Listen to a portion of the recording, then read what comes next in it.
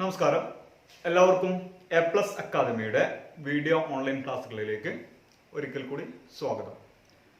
ഇന്ന് നമ്മൾ ഡിസ്കസ് ചെയ്യാൻ പോകുന്നത് 10ാം ക്ലാസ്സിലെ ജോഗ്രഫിയിലെ ഒന്നാമത്തെ ചാപ്റ്റർ ആയിട്ടുള്ള ഋതുഭേദങ്ങളും സമയവും, അതായത് സീസൺസ് ആൻഡ് ടൈം എന്ന ഒന്നാമത്തെ ചാപ്റ്ററാണ് നമ്മൾ ഡിസ്കസ് ചെയ്യാൻ പോകുന്നത്.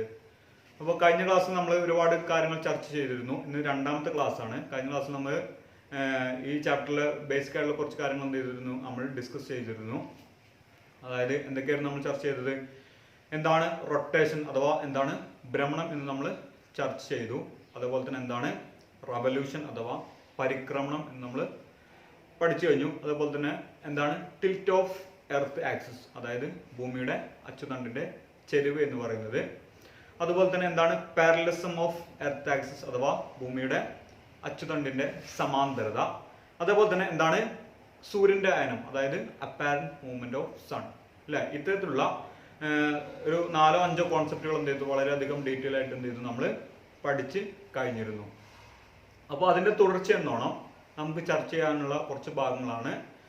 5 കോൺസെപ്റ്റുകളാണ് എന്ത് ചെയ്യുന്നത് നമ്മൾ പഠിക്കാൻ ശ്രമിക്കുന്നത്. അതിൽ ഒന്നാമത്തെ കോൺസെപ്റ്റ് ആണ് ഇക്വിനോക്സിസ് അഥവാ വിശ്വങ്ങൾ അല്ലെങ്കിൽ സമരാത്ര ദിനങ്ങൾ. അല്ലെ, ഇംഗ്ലീഷ് മീഡിയം ശ്രദ്ധിക്കുക. ഇക്വിനോക്സിസ് എന്ന് പറഞ്ഞാൽ സമരാത്ര ദിനങ്ങൾ അല്ലെങ്കിൽ വിശ്വങ്ങൾ എന്നാണ് പറയുന്നത്. രണ്ടാമത്തെ കോൺസെപ്റ്റ് ആണ് സമ്മർ സോളിസ്റ്റൈസ് അഥവാ ഗ്രീഷ്മ അയനാന്ത ദിനം എന്ന് പറയുന്നത്. അടുത്തത് മൂന്നാമത്താണ് വിന്റർ സോളിസ്റ്റൈസ് അഥവാ ശൈത്യ അയനാന്തം. അതുപോലെ തന്നെ പുതുതായിട്ട് നമുക്ക് ടെക്സ്റ്റിൽ പഠിക്കാനുള്ള 2 ഭാഗങ്ങൾ കൂടിയാണ് എന്ത്, ഉത്തരായനം അതുപോലെ തന്നെ ദക്ഷിണായനം. ഇത്തരത്തിലുള്ള 5 കോൺസെപ്റ്റുകളാണ് എന്ത് ചെയ്യുന്നത് നമ്മൾ ഈ ചാപ്റ്ററിലൂടെ നമ്മൾ ഇന്ന് ഡിസ്കസ് ചെയ്യുന്നത്. അപ്പോൾ നമ്മൾ കഴിഞ്ഞ ക്ലാസ്സിൽ നമ്മൾ അതിന്റെ ഇമ്പോർട്ടന്റ് ആയിട്ടുള്ള ഒരു ഏരിയാസ് നമ്മൾ ഡിസ്കസ് ചെയ്തിരുന്നു. അതായത് എന്താണ് സൂര്യന്റെ അയനം, അതായത് അപ്പാരന്റ് മൂവ്മെന്റ് ഓഫ് സൺ. അല്ലെ, അത് എല്ലാവരും നന്നായിട്ട് പഠിച്ചിട്ട് മനസ്സിലാക്കിയിട്ടുണ്ടാവും എന്ന് വിചാരിക്കുന്നു. അതിന്റെ തുടർച്ച എന്നോണമാണ് എന്ത് ചെയ്യുന്നത്, നമുക്ക് ഇക്വിനോക്സിസും അതുപോലെ തന്നെ സമ്മർ സോൾസ്റ്റൈസ് അതുപോലെ തന്നെ വിന്റർ സോൾസ്റ്റൈസ് എന്നീ 3 കാര്യങ്ങൾ എന്ത് ചെയ്യുന്നത് നമുക്ക് ഡിസ്കസ് ചെയ്യാനുള്ളത്. അപ്പോൾ എന്താണ് അപ്പാരന്റ് മൂവ്മെന്റ് ഓഫ് സൺ അല്ലെങ്കിൽ സൂര്യന്റെ അയനം എന്ന് പറയുന്നത് വ്യക്തമായിട്ട് കഴിഞ്ഞ ക്ലാസ്സിലൂടെ പഠിച്ചിട്ടുണ്ടാവും എന്ന് വിചാരിക്കുന്നു. പഠിച്ചിട്ടില്ലെങ്കിൽ അതൊന്നുകൂടി പോയി കണ്ടിട്ട് എന്ത് ചെയ്യാം, മനസ്സിലാക്കിയതിനു ശേഷം ഈ വീഡിയോ കാണാൻ ഒന്നുകൂടി ശ്രമിക്കുക. അപ്പോൾ ക്ലാസ്സിലേക്ക് ഒരിക്കൽ കൂടി സ്വാഗതം.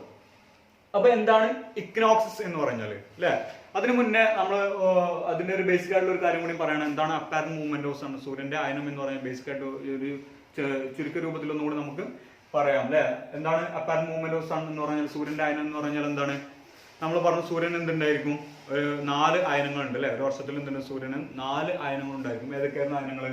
ഒന്ന്, ഇക്വേറ്ററിൽ നിന്നും ട്രോപ്പിക് ഓഫ് ക്യാൻസറിലേക്ക് അഥവാ ഭൂമധ്യരേഖയിൽ നിന്നും ഉത്തരായന രേഖയിലേക്കായിരുന്നു ഒന്നാമത്തെ യാത്ര എന്ന് പറയുന്നത്. ഏത് സമയത്തായിരുന്നു അത്? മാർച്ച് 21 മുതൽ ജൂൺ 21 വരെയാണ് എന്ത് ഒന്നാമത്തെ യാത്ര എന്ന് പറയുന്നത്. അവിടെ എഴുതിയിട്ടുണ്ട് മാർച്ച് 21 മുതൽ ജൂൺ 21 വരെ. അല്ലെ, പിന്നെ രണ്ടാമത്തെ യാത്ര എന്ന് പറയുന്നത് അപ്പൊ ഏത് സമയത്തായിരുന്നു? ജൂൺ 21 മുതൽ ഏതുവരെ? സെപ്റ്റംബർ 23 വരെയാണ് രണ്ടാമത്തെ യാത്ര എന്ന് പറയുന്നത്. അപ്പൊ ട്രോപ്പിക് ഓഫ് ക്യാൻസറിൽ നിന്നും ഇക്വേറ്ററിലേക്കാണ് എന്ത് രണ്ടാമത്തെ യാത്ര എന്ന് പറയുന്നത്. അടുത്തത് മൂന്നാമത്തെ യാത്ര എന്ന് പറയുന്നത് എവിടേക്കായിരുന്നു? ഇക്വേറ്ററിൽ നിന്നും ട്രോപ്പിക് ഓഫ് കാപ്രിക്കോണിലേക്ക് അഥവാ ഭൂമധ്യരേഖയിൽ നിന്നും ദക്ഷിണായന രേഖയിലേക്കാണ് എന്ത് മൂന്നാമത്തെ യാത്ര എന്ന് പറയുന്നത്. ഏത് സമയത്തായിരുന്നു? സെപ്റ്റംബർ 23 മുതൽ ഡിസംബർ 22 വരെയാണ് എന്ത് മൂന്നാമത്തെ യാത്ര എന്ന് പറയുന്നത്. നാലാമത്തെ യാത്ര എന്ന് പറയുന്നത് എവിടേക്കായിരുന്നു? ട്രോപ്പിക് ഓഫ് ക്യാൻസറിൽ നിന്ന് വീണ്ടും എവിടേക്ക്? ഇക്വേറ്ററിലേക്ക് അഥവാ ദക്ഷിണായന രേഖയിൽ നിന്നും ഭൂമധ്യ രേഖയിലേക്കാണ് എന്ത് നാലാമത്തെ യാത്ര എന്ന് പറയുന്നത്. ഏത് സമയത്തായിരുന്നു? ഡിസംബർ 22 മുതൽ മാർച്ച് 21 വരെ എന്ന് പറയുന്നത്. അപ്പോൾ ഇതാണ് നമുക്ക് ബേസിക് ആയിട്ട് പഠിക്കാനുള്ളത്. അപ്പൊ എന്താണ് ഇക്വിനോക്സിസ് എന്ന് പറഞ്ഞാല്? ശ്രദ്ധിക്കുക, നമ്മൾ പറഞ്ഞു ഫസ്റ്റത്തെ യാത്ര എന്ന് പറയുന്നത് ഏത് സമയത്തായിരുന്നു? മാർച്ച് 21 യാത്ര ആരംഭിച്ചുകൊണ്ട് എവിടെ എത്തി? ട്രോപ്പിക് ഓഫ് ക്യാൻസർ അഥവാ ഉത്തരായന രേഖയിലെത്തി. ജൂൺ 21 എത്തി. അല്ലെ, ജൂൺ 21 എന്ത് ചെയ്തു? ഉത്തരായന രേഖയിലെത്തി. അല്ലെ, ഇനി രണ്ടാമത്തെ യാത്ര എന്ന് പറയുന്നത് ജൂൺ 21 മുതൽ വീണ്ടും എവിടേക്ക്? സെപ്റ്റംബർ 23 എവിടെ എത്തി? സെപ്റ്റംബർ 23 എവിടെ എത്തി? ഇക്വേറ്ററിലേക്ക് വീണ്ടും എത്തി. അല്ലെ, അതായത് ട്രോപ്പിക് ഓഫ് ക്യാൻസർ രണ്ടാമത്തെ യാത്ര ട്രോപ്പിക് ഓഫ് ക്യാൻസറിൽ നിന്നും ഇക്വേറ്ററിലേക്ക് അഥവാ ഉത്തരായന രേഖയിൽ നിന്നും ഭൂമധ്യ രേഖയിലേക്കാണ് എന്ത് രണ്ടാമത്തെ യാത്ര എന്ന് പറയുന്നത്. അതായത് ജൂൺ 21 ഇവിടുന്ന് യാത്ര ആരംഭിച്ചു. എവിടുന്ന്?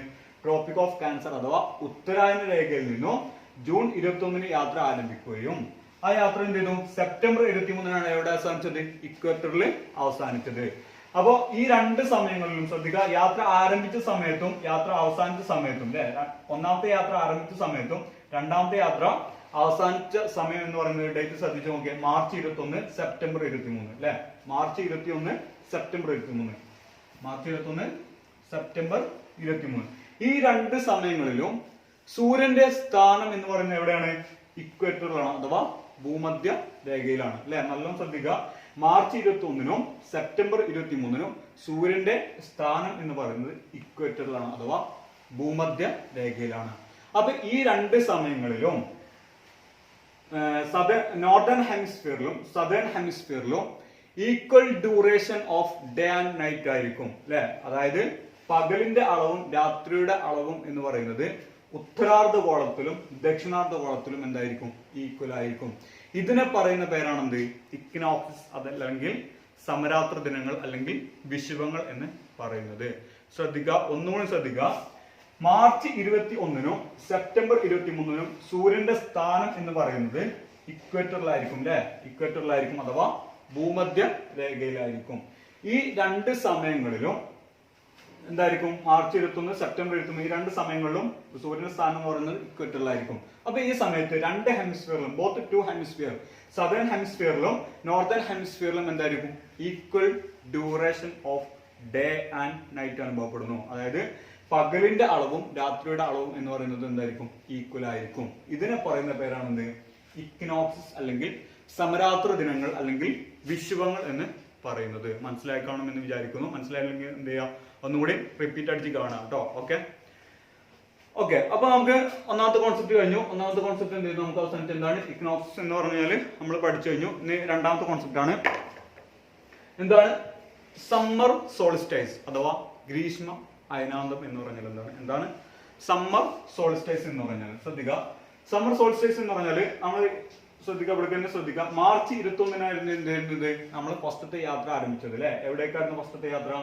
ട്രോപ്പിക് ഓഫ് ക്യാൻസറിലേക്കാണ് ഫസ്റ്റത്തെ യാത്ര അഥവാ ഉത്തരായന രേഖയിലേക്കായിരുന്നു ഫസ്റ്റത്തെ യാത്ര. എവിടുന്ന്? മാർച്ച് 21 ഭൂമധ്യ രേഖയിൽ നിന്നും യാത്ര ആരംഭിച്ചുകൊണ്ട് ജൂൺ 21 എന്ത് ചെയ്തു? ട്രോപ്പിക് ഓഫ് ക്യാൻസറിലെത്തി അല്ലെ. അപ്പൊ രണ്ടാമത്തെ ഡേറ്റ് ആണ് ഇത് ജൂൺ 21 എന്ന് പറയുന്നത്. ശ്രദ്ധിക്കുക, അതാണ് ഒന്നാമത്തെ ഡേറ്റ്, ഇതാണ് എന്ത്? രണ്ടാമത്തെ ഡേറ്റ് എന്ന് പറയുന്നത് ജൂൺ 21 അല്ലെ. അപ്പൊ ജൂൺ 21 സൂര്യന്റെ സ്ഥാനം എന്ന് പറയുന്നത് എവിടെയാണ്? ട്രോപ്പിക് ഓഫ് ക്യാൻസറിലാണ് അഥവാ ഉത്തരായന രേഖയിലായിരിക്കും അല്ലെ. മാർച്ച് 21 ഫസ്റ്റത്തെ യാത്ര ആരംഭിച്ചു. ജൂൺ 21 അതെവിടെ എത്തി?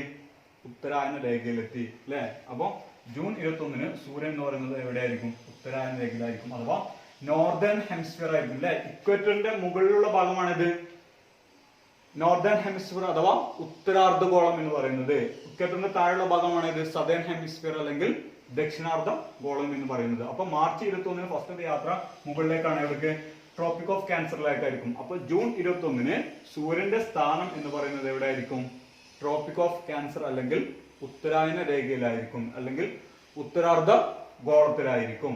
അപ്പൊ ഈ സമയത്ത് സൂര്യൻ ഉത്തരാർദ്ധഗോളത്തിലായിരിക്കുന്ന സമയത്ത് അല്ലെ, സൂര്യൻ ഉത്തരാർദ്ധഗോളത്തിലായിരിക്കുമ്പോൾ ഇവിടേക്കായിരിക്കും എന്ത് ചെയ്യുന്നത്? ഏറ്റവും കൂടുതൽ സൺറൈസ് പതിക്കുക അല്ലെ. സൂര്യരശ്മികൾ സൂര്യൻ എവിടെയാണോ ഉണ്ടായിരിക്കുക അവിടെ ആയിരിക്കും എന്ത്? സൂര്യരശ്മികൾ ഏറ്റവും കൂടുതൽ പതിക്കുക. അപ്പൊ ജൂൺ 21 സൂര്യന്റെ സ്ഥാനം എന്ന് പറയുന്നത് ട്രോപ്പിക് ഓഫ് ക്യാൻസർ അഥവാ നോർത്തേൺ ഹെമിസ്ഫിയർ ആയിരിക്കും അഥവാ ഉത്തരാർദ്ധഗോളത്തിലായിരിക്കും എന്ത്? സൂര്യന്റെ സ്ഥാനം എന്ന് പറയുന്നത്. അപ്പൊ ഈ സമയങ്ങളിൽ നോർത്തേൺ ഹെമിസ്ഫിയർ അല്ലെ അഥവാ ഉത്തരാർദ്ധഗോളത്തിലുടനീളം എന്തായിരിക്കും? പകലിന്റെ ദൈർഘ്യം എന്ന് പറയുന്നത് എന്തായിരിക്കും? കൂടുതലായിരിക്കും. കാരണം എന്താ? സൺറൈസ് ഏറ്റവും കൂടുതൽ പതിക്കുന്ന എവിടെയാണ്? നോർത്തേൺ ഹെമിസ്ഫിയറിലാണ് അഥവാ ഉത്തരാർദ്ധഗോളത്തിലാണ്. അപ്പൊ സൂര്യരശ്മികൾ ഏറ്റവും കൂടുതൽ പതിക്കുന്ന സ്ഥലങ്ങൾ എന്തായിരിക്കും? ഡേയുടെ അളവ് അഥവാ പകലിന്റെ അളവ് എന്ന് പറയുന്നത് എന്തായിരിക്കും? കൂടുതലായിരിക്കും. എന്നാൽ രാത്രിയുടെ അളവ് എന്ന് പറയുന്നത് എന്തായിരിക്കും? കുറവുമായിരിക്കും. ഇതിനെ നമ്മൾ പറയുന്ന പേരാണെന്ത്? സമ്മർ സോളിസ്റ്റൈസ് അഥവാ ഗ്രീഷ്മ അയനാന്ത എന്ന് പറയുന്നത്. ശ്രദ്ധിക്കുക, ഒന്നുകൂടി ശ്രദ്ധിക്കുക, മാർച്ച് 21 ഫസ്റ്റ് യാത്ര ആരംഭിച്ചുകൊണ്ട് ജൂൺ 21 അതെന്ത് ചെയ്തു? ഉത്തരാർദ്ധഗോളത്തിലെത്തി അഥവാ നോർത്തേൺ ഹെമിസ്ഫിയറിലെത്തി. ഈ സമയത്ത് സൂര്യന്റെ സ്ഥാനം എന്ന് പറയുന്നത് എവിടെയാണ്? ട്രോപ്പിക് ഓഫ് ക്യാൻസർ അഥവാ നോർത്തേൺ ഹെമിസ്ഫിയർ ആണ് അല്ലെ, മുകളിലാണ് അഥവാ ഉത്തരാർദ്ധഗോളത്തിലാണ്. അപ്പൊ ഉത്തരാർദ്ധഗോളത്തിലായിരിക്കും എന്ത്? സൺറൈസ് ഏറ്റവും കൂടുതൽ പതിക്കുക അഥവാ സൂര്യരശ്മികൾ ഏറ്റവും കൂടുതൽ പതിക്കുക ഉത്തരാർദ്ധ ഗോളത്തിലായിരിക്കും. ഇവിടുന്ന് മുകളിലേക്കുള്ള ഭാഗം ഉത്തരാർദ്ധ ഗോളത്തിലായിരിക്കും. അപ്പൊ ഉത്തരാർദ്ധ ഗോളത്തിലുടനീളം എന്തനുഭവപ്പെടുന്നു? പകലിന്റെ ദൈർഘ്യം എന്ന് പറയുന്നത് എന്തായിരിക്കും? കൂടുതൽ. സൺറൈസ് എവിടെയാണ് ഏറ്റവും കൂടുതൽ ഉള്ളത് ആ ഭാഗത്ത് എന്തായിരിക്കും? പകലിന്റെ അളവ് എന്ന് പറയുന്നത് കൂടുതലായിരിക്കും. ആ സമയത്ത് രാത്രിയുടെ അളവ് എന്ന് പറയുന്നത് എന്തായിരിക്കും? കുറവുമായിരിക്കും. ഇതിനെ നമ്മൾ പറയുന്ന പേരാണെന്ത്? സമ്മർ സോൾസ്റ്റൈസ് അഥവാ ഗ്രീഷ്മ അയനാന്തം എന്ന് പറയുന്നത്. മനസ്സിലായി കാണുമെന്ന് വിചാരിക്കുന്നു. ഓക്കെ ഓക്കെ ഇത് നമുക്ക് ഡിസ്കസ് ചെയ്യാനുള്ള ഭാഗമാണിത് വിന്റർ സോൾസ്റ്റൈസ് എന്ന് പറഞ്ഞാൽ. എന്താണ് വിന്റർ സോൾസ്റ്റൈസ് അഥവാ ശൈത്യ അയനാന്തം എന്ന് പറഞ്ഞാൽ എന്താണ്? ശൈത്യ അയനാന്തം. ശ്രദ്ധിക്കുക, നമ്മൾ പറഞ്ഞു ഒന്നാമത്തെ യാത്ര എന്ന് പറയുന്നത് മനസ്സിലാൻ വേണ്ടിയിട്ടാണ് ഇത് റിപ്പീറ്റ് ചെയ്ത് പറയുന്നത്. ഒന്നാമത്തെ യാത്ര എന്ന് പറയുന്നത് മാർച്ച് 21-നാണ് ആരംഭിച്ചത്. ജൂൺ 21-ന് എന്ത് ചെയ്തു? യാത്ര അവസാനിച്ചു അല്ലെ? എവിടെ? ട്രോപ്പിക് ഓഫ് ക്യാൻസറിൽ യാത്ര അവസാനിച്ചു. ആ യാത്ര വീണ്ടും ആരംഭിച്ചു. എവിടുന്ന്? ട്രോപ്പിക് ഓഫ് ക്യാൻസറിന് ജൂൺ 21-ന് യാത്ര വീണ്ടും ആരംഭിച്ചു. സെപ്റ്റംബർ 23 അതെവിടെ എത്തി? വീണ്ടും ഭൂമധ്യരേഖയിലെത്തി. അതാണ് എന്ത്? രണ്ടാമത്തെ യാത്ര എന്ന് പറയുന്നത് അല്ലെ? അപ്പൊ രണ്ടാമത്തെ യാത്ര വരെ മനസ്സിലാക്കാണെന്ന് വിചാരിക്കുന്നു. ഓക്കെ, അടുത്ത യാത്ര എന്ന് പറയുന്നത് എവിടെ? മൂന്നാമത്തെ യാത്ര എന്ന് പറയുന്നത് സെപ്റ്റംബർ 23 മുതൽ ഡിസംബർ 22 വരെ അല്ലെ? സെപ്റ്റംബർ 23 മുതൽ ഡിസംബർ 22 വരെയാണ് എന്ത്? മൂന്നാമത്തെ യാത്ര എന്ന് പറയുന്നത്. അപ്പൊ സെപ്റ്റംബർ 23-ന് ഭൂമധ്യരേഖയിൽ അഥവാ ഇക്വേറ്ററിലായിരുന്ന സൂര്യൻ എന്ത് ചെയ്തു? ഡിസംബർ 22 ആയപ്പോ സെപ്റ്റംബർ 23-ന് അത് എന്ത് ചെയ്തു? ദക്ഷിണാർദ്ധ ഗോളത്തിലേക്ക് എന്ത് ചെയ്തു? അയനം ആരംഭിച്ചു അല്ലെ? എന്നിട്ട് അത് എന്ത് ചെയ്തു? ഡിസംബർ 22-ന് ഉത്തരാർദ്ധ ഗോളത്തിൽ അഥവാ ട്രോപ്പിക് ഓഫ് ക്യാൻസറിലെത്തി. ഇതാണ് മൂന്നാമത്തെ യാത്ര എന്ന് പറയുന്നത്. യാത്രകൾ നന്നായിട്ട് മനസ്സിലാക്കുക. സെപ്റ്റംബർ 23-ന് ഭൂമധ്യരേഖയിൽ നിന്നും യാത്ര ആരംഭിച്ച സൂര്യൻ ഡിസംബർ 22-ന് അത് എവിടെ എത്തി? ട്രോപ്പിക് ഓഫ് കാപ്രിക്കോൺ അഥവാ സദേൺ ഹെമിസ്ഫിയറിന്റെ ഈ ഭാഗത്തേക്ക് എന്ത് ചെയ്തു? അയനം ആരംഭിച്ചു അല്ലെ? അപ്പൊ ഈ സമയത്ത് അല്ലെ സൂര്യൻ ഡിസംബർ 22-ന് എവിടെ എത്തി? നമുക്ക് മൂന്നാമത്തെ ശ്രദ്ധിക്കേണ്ട ഡേറ്റ് ആണ് ഇത് ഡിസംബർ 22 എന്ന് പറയുന്ന ഡേറ്റ് അല്ലെ? അപ്പൊ ഡിസംബർ 22-ന് സൂര്യന്റെ സ്ഥാനം എന്ന് പറയുന്നത് ട്രോപ്പിക് ഓഫ് കാപ്രിക്കോൺ അല്ലെ? കാപ്രിക്കോണിന്റെ ഭാഗമായത് സദേൺ ഹെമിസ്ഫിയറിലെത്തി. അപ്പൊ സൂര്യന്റെ സ്ഥാനം എന്ന് പറയുന്നത് ഡിസംബർ 22-ന് ഈ ഭാഗത്താണ് അല്ലെ? അഥവാ സദേൺ ഹെമിസ്ഫിയറിലാണ്. അപ്പൊ ഈ സമയത്ത് എന്തായിരിക്കും? നമ്മൾ പറഞ്ഞ എന്താണ്? സൂര്യൻ ഉണ്ടാകുന്ന സ്ഥലങ്ങളിലാണ് എന്ത്? ഏറ്റവും കൂടുതൽ സൂര്യരശ്മികൾ പതിക്കുക അല്ലെ? അപ്പൊ സൺറൈസ് ഏറ്റവും കൂടുതൽ പതിക്കുക എവിടെ ആയിരിക്കും? സദേൺ ഹെമിസ്ഫിയറിലായിരിക്കും അഥവാ ട്രോപ്പിക് ഓഫ് കാപ്രിക്കോണിന്റെ ഈ ഭാഗത്തായിട്ടുള്ള സദേൺ ഹെമിസ്ഫിയറിലായിരിക്കും എന്ത് ചെയ്യുന്നത്? സൺറൈസ് ഏറ്റവും കൂടുതൽ പതിക്കുന്നത്.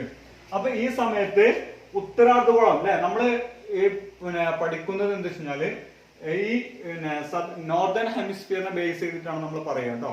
അഥവാ ഉത്തരാർദ്ധഗോളത്തിനെ അടിസ്ഥാനമാക്കിയിട്ടാണ് എന്ത് ചെയ്യുന്നത്? നമ്മൾ കാര്യങ്ങൾ ചർച്ച ചെയ്യുന്നത്. അപ്പൊ ശ്രദ്ധിക്കുക, ഡിസംബർ 22-ന് സൂര്യൻ എവിടെ എത്തി? സദേൺ ഹെമിസ്ഫിയറിലെത്തി അഥവാ ട്രോപ്പിക് ഓഫ് കാപ്രിക്കോണിന്റെ ഭാഗത്തേക്ക് എത്തി. അപ്പോ സൂര്യന്റെ സൺറൈസ് ഏറ്റവും കൂടുതൽ പതിക്കുക എവിടെ ആയിരിക്കും? സദേൺ ഹെമിസ്ഫിയർ അഥവാ ട്രോപ്പിക് ഓഫ് കാപ്രിക്കോണിലായിരിക്കും. അപ്പൊ ഈ സമയത്ത് ഉത്തരാർദ്ധഗോളം അഥവാ നോർത്തേൺ ഹെമിസ്ഫിയറിൽ എന്തായിരിക്കും? സൺറൈസ് പതിക്കോ അല്ലെ? ഇവിടെയാണ് സൺറൈസ് പതിക്കുന്നത്. അപ്പൊ ഈ ഭാഗത്ത് എന്തായിരിക്കും? സൺറൈസ് എന്ന് പറയുന്നത് പതിക്കുന്നത് അഥവാ സൂര്യരശ്മികൾ പതിക്കുന്നത് എന്തായിരിക്കും? കുറവായിരിക്കും. അപ്പൊ ഈ സമയത്ത് എന്തായിരിക്കും? ലോങ്സ്റ്റ് നൈറ്റ് അനുഭവപ്പെടുന്ന ഭാഗം എന്ന് പറയുന്നത് ഏതായിരിക്കും? അഥവാ രാത്രിയുടെ അളവ് കൂടുതലായിരിക്കും എവിടെയായിരിക്കും? ഉത്തരാർദ്ധഗോളത്തിലുടനീളം എന്തനുഭവപ്പെടുന്നു? രാത്രിയുടെ ദൈർഘ്യം എന്ന് പറയുന്നത് കൂടുതലായിരിക്കും. അഥവാ നൈറ്റിന്റെ ഡ്യൂറേഷൻ എന്ന് പറയുന്നത് എവിടെ കൂടുതലായിരിക്കും? നോർത്തേൺ ഹെമിസ്ഫിയറിൽ കൂടുതലായിരിക്കും. മനസ്സിലായോ? ഒന്നുകൂടി ശ്രദ്ധിക്കുക. സെപ്റ്റംബർ 23-ന് ഇക്വേറ്ററിൽ നിന്നും യാത്ര ആരംഭിച്ച സൂര്യൻ ഡിസംബർ 22-ന് അതെവിടെ എത്തി? ട്രോപ്പിക് ഓഫ് കാപ്രിക്കോൺ അഥവാ സദേൺ ഹെമിസ്ഫിയറിലെത്തി അല്ലെ? അപ്പോ സദേൺ ഹെമിസ്ഫിയറിലെത്തിയ സൂര്യന്റെ രശ്മികൾ ഏറ്റവും കൂടുതൽ പതിക്കുക എവിടെ ആയിരിക്കും? സദേൺ ഹെമിസ്ഫിയറിൽ തന്നെ ആയിരിക്കും അല്ലെ? സൺറൈസ് ഏറ്റവും കൂടുതൽ പതിക്കുക ഈ ഭാഗത്തായിരിക്കും. അപ്പൊ ഈ ഭാഗത്ത് സൺറൈസ് ഏറ്റവും കൂടുതൽ പതിക്കുന്ന സമയത്ത് ഉത്തരാർദ്ധഗോളം അല്ലെ? ഈ ഭാഗത്ത് എന്തായിരിക്കും? വെയിൽ സൺറൈസ് പതിക്കുന്നത് എന്തായിരിക്കും? കുറവായിരിക്കും. അപ്പൊ ഈ ഭാഗങ്ങളിൽ നൈറ്റിന്റെ അളവ് അഥവാ രാത്രിയുടെ അളവ് എന്ന് പറയുന്നത് എന്തായിരിക്കും? കൂടുതലായിരിക്കും. എന്നാൽ പകലിന്റെ അളവ് എന്ന് പറയുന്നത് എന്തായിരിക്കും? കുറവ് ആയിരിക്കും. ഇതിനെ നമ്മൾ പറയുന്ന പേരാണെന്ത്? വിന്റർ സോൾസ്റ്റൈസ് അഥവാ ശൈത്യ അയനാന്തം എന്ന് പറയുന്നത്. മനസ്സിലായി കാണും എന്ന് വിചാരിക്കുന്നു. ഒന്നുകൂടി പറയാം. ഡിസംബർ 22-ന് എവിടെ എത്തി? സൂര്യൻ എന്ന് പറയുന്നത് സദേൺ ഹെമിസ്ഫിയറിലെത്തി. അപ്പൊ സൺറൈസ് ഏറ്റവും കൂടുതൽ പതിക്കുക എവിടെ ആയിരിക്കും? സദേൺ ഹെമിസ്ഫിയറിലായിരിക്കും അല്ലെ? ഈ ഭാഗത്തായിരിക്കും എന്ത് ചെയ്യുന്നത്? സൺറൈസ് ഏറ്റവും കൂടുതൽ പതിക്കുക. അപ്പൊ ഈ സമയത്ത് ഉത്തരാർദ്ധഗോളത്തിലുടനീളം അല്ലെ, ഉത്തരാർദ്ധഗോളത്തിൽ എന്ത് പതിക്കുന്നില്ല, സൺറൈസ് പതിക്കുന്നത് എന്തായിരിക്കും, വളരെ ചുരുക്കമായിരിക്കും. അതുകൊണ്ട് തന്നെ എന്തായിരിക്കും, രാത്രിയുടെ അളവ് എന്ന് പറയുന്നത് ഏറ്റവും കൂടുതൽ അനുഭവപ്പെടുന്നത് നോർത്തേൺ ഹെമിസ്ഫിയർ അഥവാ ഉത്തരാർദ്ധ ഗോളത്തിലായിരിക്കും. പകലിന്റെ അളവ് എന്ന് പറയുന്നത് കുറവുമായിരിക്കും. ഇതിനെ പറയുന്ന പേരാണെന്ത്, വിന്റർ സോൾസ്റ്റൈസ് അഥവാ ശൈത്യ അയനാന്തം എന്ന് പറയുന്നത്. മനസ്സിലായി കാണുമെന്ന് വിചാരിക്കുന്നു. ഓക്കെ, അപ്പൊ നമ്മൾ ഇതുവരെ ഡിസ്കസ് ചെയ്തത് 3 കോൺസെപ്റ്റുകളാണ്. അല്ല, ഒന്നാമത്തെ കോൺസെപ്റ്റ് ആയിരുന്നു ഇക്നോക്സിസ് അഥവാ സമരാത്ര ദിനങ്ങൾ അല്ലെങ്കിൽ വിശ്വങ്ങൾ എന്താണെന്ന് നമ്മൾ പറഞ്ഞു. അതേപോലെ തന്നെ എന്താണ് സമ്മർ സോൾസ്റ്റൈസ് അഥവാ ഗ്രീഷ്മ അയനാന്തം എന്നാണ് നമ്മൾ ഡിസ്കസ് ചെയ്തു. അടുത്തത് മൂന്നാമത്തെ കോൺസെപ്റ്റ് ആയിരുന്നു വിന്റർ സോൾസ്റ്റൈസ് അഥവാ ശൈത്യ അയനാന്തം. ഇത്തരത്തിലുള്ള 3 കാര്യങ്ങൾ എന്ത് ചെയ്തു, 3 കോൺസെപ്റ്റുകൾ എന്ത് ചെയ്തു, നമ്മൾ വളരെയധികം ഡീറ്റെയിൽ ആയിട്ട് പഠിച്ചു കഴിഞ്ഞു. ഇനി നമുക്ക് പഠിക്കാനുള്ള 2 ഏരിയയാണ്, പ്രധാന ഒരു സിമ്പിൾ ആയിട്ടുള്ള ഒരു ഏരിയ ആണ് ഇത്, ഉത്തരായനം അതേപോലെ തന്നെ ദക്ഷിണായനം എന്ന് പറയുന്ന 2 ഒരു സിമ്പിൾ ആയിട്ടുള്ള ഏരിയ. ഇത്രയൊക്കെ പഠിച്ച് ഇക്നോക്സിസ് അതേപോലെ തന്നെ സമ്മർ സോൾസ്റ്റൈസ് വിന്റർ സോൾസ്റ്റൈസ് ഇത്തരത്തിലുള്ള 3 കാര്യങ്ങൾ പഠിച്ച നമുക്ക് എന്തില്ല, ഇത് ഉത്തരായനവും ദക്ഷിണായനം എന്ന് പറയുന്നത് വളരെ സിമ്പിൾ ആയിട്ടുള്ള ഒരു ഭാഗം കൂടിയാണ്. അപ്പൊ എന്താണ് ശ്രദ്ധിക്കുക, എന്താണ് ഉത്തരായനം എന്ന് പറഞ്ഞാൽ, ഉത്തരായനം എന്ന് പറഞ്ഞാൽ ദക്ഷിണാർദ്ധഗോളത്തിൽ നിന്നും, ഇതാണെന്ത് നമ്മൾ പറഞ്ഞു ഇക്വേറ്ററിന് താഴെയുള്ള ഭാഗമാണിത് ദക്ഷിണാർദ്ധഗോളം എന്ന് പറയുന്നത്, ഇക്വേറ്ററിന്റെ മുകളിലുള്ള ഭാഗമാണിത് ഉത്തരാർദ്ധ ഗോളം എന്ന് പറയുന്നത്. അപ്പോ ദക്ഷിണാർദ്ധഗോളത്തിൽ നിന്നും ഇതാണ് ദക്ഷിണാർദ്ധഗോളം അല്ലെ, ദക്ഷിണാർദ്ധഗോളത്തിൽ നിന്നും ഉത്തരാർദ്ധഗോളത്തിലേക്കുള്ള സൂര്യന്റെ മൂവ്മെന്റിനെ പറയുന്ന പേരാണെന്ത്, ഉത്തരായനം എന്ന് പറയുന്നത്. അപ്പോ സദേൺ ഹെമിസ്ഫിയറിൽ ഉണ്ടാകുന്ന സൂര്യന് നോർത്തേൺ ഹെമിസ്ഫിയറിൽ ഉണ്ടാകുന്ന മൂവ്മെന്റിനെ പറയുന്ന പേരാണെന്ത്, ഉത്തരായനം എന്ന് പറയുന്നത്. മനസ്സിലായി കാണുമെന്ന് വിചാരിക്കുന്നു. ദക്ഷിണാർദ്ധഗോളത്തിലുള്ള സൂര്യൻ ദക്ഷിണാർദ്ധഗോളത്തിൽ നിന്നും ഉത്തരാർദ്ധഗോളത്തിലേക്കുള്ള സൂര്യന്റെ മൂവ്മെന്റിനെ പറയുന്ന പേരാണെന്ത്, ഇങ്ങനെയുള്ള മൂവ്മെന്റിനെ പറയുന്ന പേരാണെന്ത് ഉത്തരായനം എന്ന് പറയുന്നത്. ഓക്കെ, അപ്പൊ എന്തായിക്കാരം ദക്ഷിണായനം എന്ന് പറഞ്ഞാൽ ഒന്ന് പറഞ്ഞു നോക്കേ. ദക്ഷിണായനം എന്ന് പറഞ്ഞാൽ എന്താണ്, ദക്ഷിണായനം എന്ന് പറഞ്ഞാല് ഉത്തരാർദ്ധഗോളത്തിൽ നിന്നും, അതിന്റെ നേരെ ഓപ്പോസിറ്റ് അല്ലെ, ഉത്തരാർദ്ധഗോളത്തിൽ നിന്നും ദക്ഷിണാർദ്ധഗോളത്തിലേക്കുള്ള സൂര്യന്റെ മൂവ്മെന്റിനെ പറയുന്ന പേരാണെന്ത്, ദക്ഷിണായനം എന്ന് പറഞ്ഞാല്. ഉത്തരായനം എന്ന് പറഞ്ഞാല് ദക്ഷിണാർദ്ധഗോളത്തിൽ നിന്നും ഉത്തരാർദ്ധഗോളത്തിലേക്കുള്ള സൂര്യന്റെ മൂവ്മെന്റിനെ പറയുന്ന പേരാണെന്ത്, ഉത്തരായനം എന്നും. എന്നാൽ ദക്ഷിണായനം എന്ന് പറഞ്ഞാല് ദക്ഷിണാർദ്ധഗോളത്തിൽ ഉണ്ടാകുന്ന സൂര്യൻ ദക്ഷിണാർദ്ധഗോളത്തിൽ നിന്നും ഉത്തരാർദ്ധഗോളത്തിൽ നിന്നും ദക്ഷിണാർദ്ധഗോളത്തിലേക്കുള്ള സൂര്യന്റെ മൂവ്മെന്റിനെ പറയുന്ന പേരാണെന്ത്, ദക്ഷിണായനം എന്നുമാണ് എന്ത് ചെയ്യുന്നത് പറയുന്നത്. സിമ്പിൾ ആണ്, വളരെയധികം സിമ്പിൾ ആണ്. ഓക്കെ, അപ്പൊ ഇന്ന് നമ്മൾ ഡിസ്കസ് ചെയ്തത് എന്താണ് ഇക്നോക്സിസ്, അതുപോലെ തന്നെ എന്താണ് സമ്മർ സോൾസ്റ്റൈസ്, അതുപോലെ തന്നെ എന്താണ് വിന്റർ സോൾസ്റ്റൈസ്, അതുപോലെ തന്നെ എന്താണ് ഉത്തരായനം, എന്താണ് ദക്ഷിണായനം എന്ന് വളരെയധികം ഡീറ്റെയിൽ ആയിട്ട് മനസ്സിലായി കാണുമെന്ന് വിചാരിക്കുന്നു. സമരാത്ര ദിനങ്ങൾ അല്ലെങ്കിൽ വിശ്വങ്ങൾ, അല്ലെങ്കിൽ എന്താണ് ഗ്രീഷ്മ അയനാന്ത ദിനം, അല്ലെങ്കിൽ എന്താണ് ശൈത്യ അയനാന്ത ദിനം, അതുപോലെ തന്നെ എന്താണ് ഉത്തരായനം, അതേപോലെ തന്നെ എന്താണ് ദക്ഷിണായനം. ഇത്തരത്തിലുള്ള 5 കോൺസെപ്റ്റുകളാണ് എന്ത് ചെയ്തത് നമ്മൾ വളരെയധികം ഡീറ്റെയിൽ ആയിട്ട് പഠിച്ചു കഴിഞ്ഞത്. ഓക്കെ, അപ്പോൾ ഇന്നത്തെ ക്ലാസ് ഇവിടെ അവസാനിച്ചിരിക്കുന്നു. ഇനി നമുക്ക് കുറച്ചുകൂടി കാര്യങ്ങൾ എന്ത് ചെയ്യാനുണ്ട്, ഈ ചാപ്റ്ററിലൂടെ പഠിക്കാനുണ്ട്. സമയനിർണ്ണയത്തിന്റെ ഒരു ഭാഗമുണ്ട്, അതേപോലെ തന്നെ അതിന് മുന്നോടിയായിട്ട് കുറച്ച് ഭാഗങ്ങളോട് എന്ത് ചെയ്യാനുണ്ട്, നമുക്ക് വരും ക്ലാസ്സുകളിൽ ചർച്ച ചെയ്യാനുണ്ട്. ഓക്കെ, അപ്പോൾ എല്ലാവർക്കും താങ്ക് യു.